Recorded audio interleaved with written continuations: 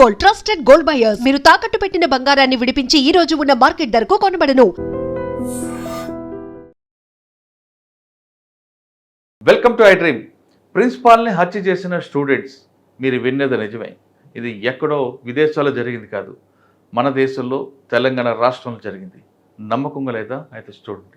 తెలుగు రాష్ట్రాల్లో సంచలనం సృష్టించిన Nagarjuna grammar school principal Rupa Reddy హత్య కేసులో ఛేదించారు నల్గొండ జిల్లా పోలీసులు. శాస్త్రీయ దర్యాప్తుతో పాటు కీలక ఆధారాలు, దోపిడీ కోసం దారుణ హత్య, సోషల్ మీడియాలో హత్యపై అన్వేషణ.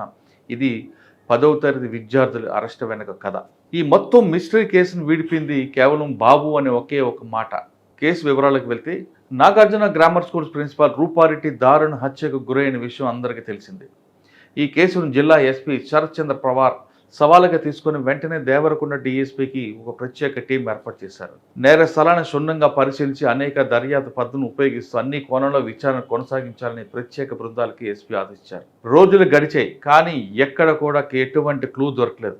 కానీ ఈలోగా మీడియాతో పాటు సోషల్ మీడియా దర్యాప్తులు చేయడం, ఈ కేసు అంతా కూడా మర్డర్ చేసింది రకరకాల వ్యక్తులని చెప్పడం, చివరికి ఆమె భర్త మీద కూడా అనుమానాలు వ్యక్తం చేశారు. ఇదంతా జరుగుతున్న సమయంలో ఎస్పీ గారు మరోసారి సీన్కి వెళ్ళడం, దీన్ని ఎలాగైనా బ్రేక్ చేయాలని ఆయన గట్టిగా కూర్చోవడంతో మిగతా బృందాలన్నీ కూడా దిగారు. కేసు దర్యాప్తులో భాగంగా ఫోరెన్సిక్స్ ఆధారాలు, finger prints, dog swat, CC camera footage, ఇతర సాంకేతిక ఆధారాలతో పాత నేరస్తుల వివరాలు, అనుమానిత కదలికలు, రౌడీ షీట్ వెరిఫికేషన్ తదితర అంశాలను ప్రత్యేక బృందాలతో క్షుణ్ణంగా పరిశీలించారు. హత్య జరిగిన ప్రదేశంతో పాటు పరిసర ప్రాంతాలు దాదాపు 30 కిలోమీటర్ పరిధి 360 డిగ్రీల కోణంలో పరిశీలిస్తూ సుమారు 70 సీసీ కెమెరాల ఫుటేజ్ను ప్రతిరోజు రాత్రి పగలు కష్టపడి విశ్లేషించారు. కానీ ఎక్కడ కూడా ఎలాంటి దర్యాప్తులో బ్రేక్ రాలేదు. ఆయన టెక్నికల్ అనాలిసిస్, ఇన్ఫర్మేషన్ టీమ్స్తో కలిపి మొత్తం 5 బృందాలతో సుమారు 40 మంది పోలీసు అధికారులు, సిబ్బంది నిరంతరం శ్రమించి 80 మందికి పైగా అనుమతులు విచారించారు. అయినా ఎక్కడ కూడా ఎలాంటి క్లూ లేదు. కానీ నల్గొండ ఎస్పీ మాత్రం ఈ కేసుని ఎలా బ్రేక్ చేయాలని సిరిగి సీన్ ఆఫ్ ఎఫెన్స్కి వెళ్ళడం, అక్కడ ఏం జరిగింది, ఆమె లాస్ట్ కాల్ ఎవరితో మాట్లాడారు, లాస్ట్ కాల్స్లో ఏం మాట్లాడారనే విషయంపై విశ్లేషించారు. అక్కడే బ్రేక్ త్రూ వచ్చింది. కేసును కీలక మలుపు తిప్పిన ఒకే ఒక పదం బాబు. బాబు ఎవరి బాబు అనే దీంట్లో వెళ్తే, హత్యకు ముందు రూపారెడ్డి గారు తన చిన్నమ్మతో ఫోన్ మాట్లాడుతున్న సమయంలో చివరిగా బాబు అని పలికారు. అనంతరం ఆమె ఫోన్ స్విచ్ ఆఫ్ కావడంతో ఆమె చివరిగా బాబు ఎవరిని ఉద్దేశించి మాట్లాడారన్న ప్రశ్న పోలీసుల దర్యాప్తులో కీలకంగా మారింది. ఈ కోణంలో విచారణ చేపట్టగా రూపారెడ్డి గారు తన పాఠశాల విద్యార్థులను సాధారణంగా బాబు అని పిలిచేవారని పోలీసుల దృష్టికి వచ్చింది. దీంతో దర్యాప్తు పాఠశాల విద్యార్థుల వైపు మళ్ళింది. ప్రిన్సిపాల్ మరణానికి సంతాప సూచకంగా పాఠశాలకు వరుసగా 6 రోజుల సెలవు ప్రకటించడంతో విద్యార్థులను విచారించడం కొంత ఆలస్యమైంది. పాఠశాల తిరిగి ఓపెన్ కావడంతో అనంతరం పోలీసులు విద్యార్థులను ఒక్కొక్కరుగా సున్నితంగా విచారిస్తూ దర్యాప్తు ముందు కొనసాగించారు. అక్కడే బ్రేక్ త్రూకి ప్రధానంగా ఒక లీడ్ దొరికింది. ఈ క్రమంలో 2 రోజులుగా పాఠశాలకు హాజరైన కొంతమంది విద్యార్థులపై పోలీసులు ప్రత్యేక నిఘా పెట్టారు. వారిలో 5 విద్యార్థులు కొత్తగా జల్సాలకు అలవాటు పడ్డారని వారిపై ప్రత్యేక దృష్టి సారించారు. నేరస్థలంలో లభించిన సీసీ ఫుటేజ్ల ఆధారంగా, అదేవిధంగా ఎవరి మీద సస్పెక్ట్ చేస్తున్నారు వాళ్ళ స్టూడెంట్స్ 2 సరిపోవడంతో వాళ్ళ ప్రత్యేక దృష్టి సారించి వాళ్ళని ఒకే రోజు ఉదయం 11 గంటల సమయంలో పెండ్లిపాక దగ్గర తిరుగుతుంటే వాళ్ళని పోలీసులు పట్టుకున్నారు. వాళ్ళని తీసుకొచ్చిన తర్వాత వాళ్ళు ఇంటరాగేట్ చేసే అసలు విషయం ఒప్పుకోక తప్పలేదు. అసలు ఏం జరిగిందో అనేది ప్రెస్ మీట్లో నల్గొండ ఎస్పీ గారు చెప్తున్నారు, ఒకసారి విద్దాం. అయితే దీనికి ముఖ్య కారణం ఏంటంటే, గత ఒక 15-20 డేస్ బ్యాక్ ఈ JCL 1 హాస్టల్, అదే స్కూల్లో హాస్టల్లో ఉంటాడు. ఆ హాస్టల్లో అతని బ్యాగ్లో సెల్ ఫోన్ ప్లస్ కొంత మనీ దొరికిందని చెప్పేసి ప్రిన్సిపల్ గారు, టీచర్ గారు అతన్ని మందలిస్తే అతన్ని హాస్టల్ నుంచి తీసి డే స్కాలర్కి షిఫ్ట్ చేస్తారు.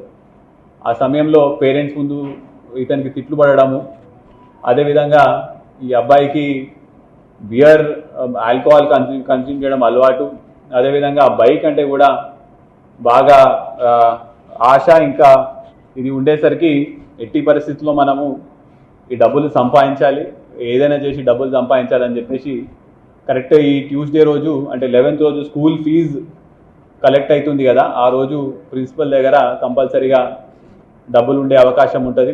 ఆ రోజు మనము ఆ ఇంటికి వెళ్ళి దొంగతనం చేసి ఆ డబ్బులు తీసుకోవచ్చని వీళ్ళు ముందే ప్లాన్ వేసుకొని 5 రోజుల ముందు నుంచి, అంటే 11th రోజు అయితే 6th 7th ఆ రోజు నుంచే అక్కడ చుట్టుపక్కల ఉన్న కెమెరాలు కూడా వీళ్ళు రెక్కీ చేసుకుంటారు. అదేవిధంగా గ్లవ్స్, కొనడం జరుగుతుంది. ఏ టైంకి వెళ్ళి ఏ టైంలో ఒక్కళ్ళే ఉంటారో కూడా చూసుకొని మొత్తం ప్లాన్ వేసి ఆ రోజు 11th రోజు స్కూల్ అయిపోగానే 4ంటికి వీళ్ళు ఇద్దరు బయటకు వచ్చి అక్కడ ఉన్న అవుట్స్కట్స్లో కలుసుకున్న తర్వాత అందులో ఒక అబ్బాయి లోపలికి వెళ్ళి గోడ దూకేసి ఫోన్ మాట్లాడుతున్న సమయంలో డబ్బులు తీసుకుని వెళ్ళే సమయంలో రూప అనే డిసీజ్డ్ గుర్తుపట్టేసరికి మళ్ళీ ఈ బయటకు వచ్చి మమ్మల్ని పేరు చెప్తాదని చెప్పేసి ఒక 27 సార్లు కత్తి పెట్టి పొడవడం జరుగుతుంది. అయితే ఆ సమయంలో ఫోన్ కింద పడిపోతే ఫోన్ కూడా తీసుకొని వెళ్ళిపోవడం జరుగుతుంది. కొంత గొంతులోంచి మాట వచ్చి మళ్ళీ ఇంకెవరికైనా చెప్తుందని చెప్పేసి ఫోన్ కూడా తీసుకొని వెళ్ళిపోవడం జరిగింది. అది ఇప్పుడు ఇవాళ వాళ్ళ దగ్గర నుంచి మనము 1,54,000 క్యాష్, దాని మీద బ్లడ్ స్టెయిన్స్ ఉన్నాయి, అది రికవర్ చేసినాము. విన్నారు కదా, నల్గొండ ఎస్పీ గారు చాలా క్లియర్గా చెప్తున్నారు. వాళ్ళకి పట్టుకొని విచారిస్తే ముందు కాదన్నారు, తర్వాత పూర్తిగా విచారిస్తే వాళ్ళ బట్టల్లో ఉన్న కత్తులు కానీ అదేవిధంగా కొన్ని నోట్లు దొరికే 1,54,000 వరకు, ఆ 1,54,000 500 రూపాయల నోట్లు కూడా రక్తం మరకలు ఉన్నట్టుతో వాళ్ళని తప్పని పరిస్థితుల్లో ఒప్పుకోక తప్పలేదు.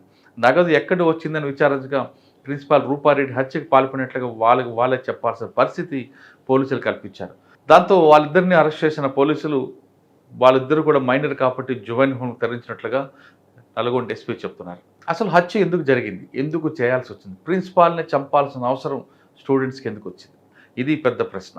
ఆ ప్రశ్న గురించి ఎస్పీ గారు ఏమంటున్నారంటే, నిందితులు ఇద్దరు నాగార్జున గ్రామర్ కాన్సెప్ట్ స్కూల్లో 10వ తరగతి చదువుతూ హాస్టల్లో ఒకే గదిలో ఉంటున్నారు. వీరిద్దరు కూడా పక్క గ్రామస్తులు కావడంతో ఎప్పుడూ సరదాగా ఉంటారు.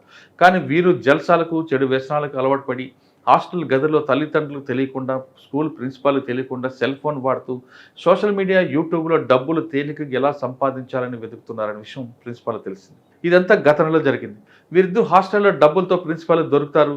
అట్టి విషయంలో ప్రిన్సిపాల్ వరకు తల్లిదండ్రుల సమక్షంలో మందలించి ఇట్టి విషయాన్ని మనసులో పెట్టుకుని ప్రిన్సిపాల్పై కక్ష పెంచుకుంటారు ఆ ఇద్దరు స్టూడెంట్స్. ప్రిన్సిపాల్ రూపారెడ్డి వద్ద పెద్ద మొత్తంలో డబ్బు ఉంటుందని భావించిన వాళ్ళిద్దరు కూడా సోషల్ మీడియాలో ఆధారాలు దొరకకుండా హత్య ఎలా చేయొచ్చు అని అన్వేషించి హత్యకు పాల్పడినట్లుగా పోలీసుల దర్యాప్తులు బయటపడింది. పథకంలో భాగంగా వీరిద్దరు గత వారం రోజుల నుండి ప్రిన్సిపాల్ రూపారెడ్డిని అంతమొందించాలని, సాంకేతికంగా దొరకకుండా రెక్కి నిర్వహించాలని పక్కా ప్రణాళికతో మంగళవారం సాయంత్రం సుమారు 4 గంటలకు పాఠశాల ఇంటికి వెళ్ళి బ్యాగులో నుంచి ఎరుపు రంగు హుడీ టీషర్టు ప్యాంటు తీసుకుని వస్తాడు. అనంతరం కొండేమల్లో ఉన్న ఇద్దరు కలిసి కత్తి గ్లౌజులు కొనుక్కొని రూపారెడ్డి ఇంటి సమయంలో వాటర్ ట్యాంక్ వద్దకు చేరుకుంటారు.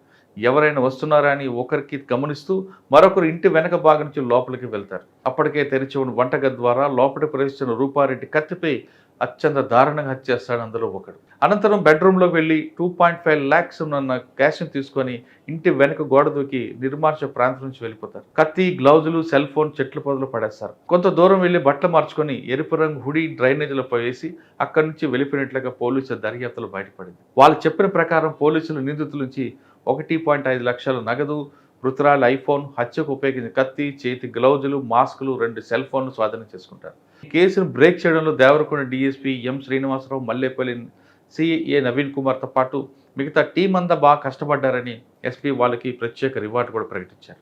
అయితే కేసు స్టూడెంట్స్ హత్య చేయడం అన్నది మనకున్న సాంప్రదాయంలో మొదటిసారి కనిపిస్తుంది. సాధారణంగా స్టూడెంట్స్ క్లాస్ రూమ్లో టీచర్ తిడితే ఏదో వేరే రకంగా పగ తీర్చుకుంటారు తప్ప ఇలా హత్యలకు పాల్పడడం అనేది ఇది ఒక పెద్ద సంచలనంగా మారుతుంది. ఇటువంటి కేసులన్నీ కూడా మనం విదేశాల్లో చూస్తుంటాం.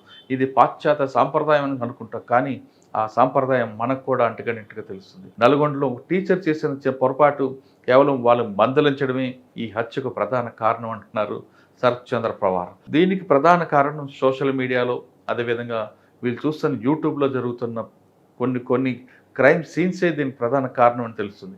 కాబట్టి ఇప్పటికైనా సరే స్టూడెంట్స్కి ఎలా ప్రవర్తిస్తున్నారు, క్లాస్ రూమ్లో స్టూడెంట్స్ ఏం చేస్తున్నారు, హాస్టల్లో ఏ విధంగా ఉంటున్నారు, ఈ రెండూ కాకుండా ఇంట్లో తల్లిదండ్రుల బాధ్యత కూడా ప్రధానంగా ఉందంటున్నారు పోలీసు. ఇంట్లో తమ పిల్లలు ఏం చేస్తున్నారు విషయాన్ని ఒక కంటికి కనిపెట్టండి, లేదా కేవలం ప్రిన్సిపాల్తో ఆగిపోదు, తర్వాత వీళ్ళు పెద్ద నేరస్తులు అవుతారు, మీకు చెడ్డ పేరు తీసుకొస్తారనే విషయాన్ని ఎస్పీ చెప్తున్నారు. ఇప్పటికైనా పిల్లలకి సెల్ ఫోన్ ఇవ్వడం తగ్గించండి.